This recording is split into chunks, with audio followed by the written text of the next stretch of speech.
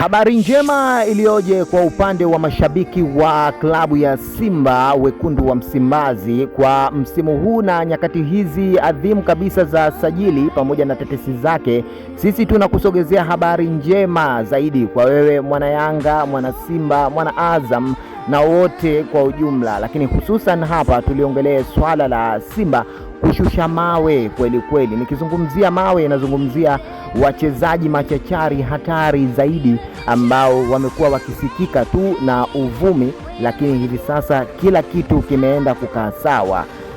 Ahmed bin Ali akisimama kama msemaji wa timu ya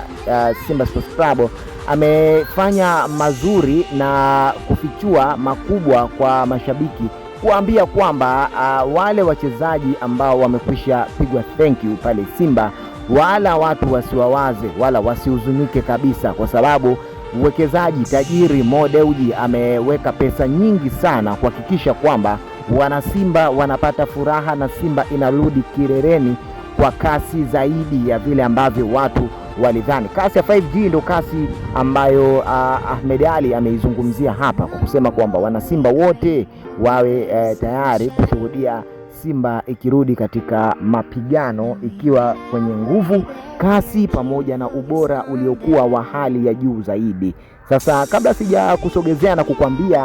wachezaji na listi ya mchezaji hatari ambaye Simba anaenda kusajiliwa sasa hivi kutokea huko nchini Nigeria, basi hakikisha kwanza unajiunga nasi hapa ili usipitwe kuachwa na habari zilizokuwa moto kwa kipindi hiki cha usajili muhimu zaidi. Gusa maandishi mekundu hapo chini ya video hii yaliyoandikwa subscribe ili usipitwe na kuachwa na habari pamoja tetesi zote na matukio makubwa ambayo Simba watakuwa wakiyafanya. Mimi nikwambie tu kwamba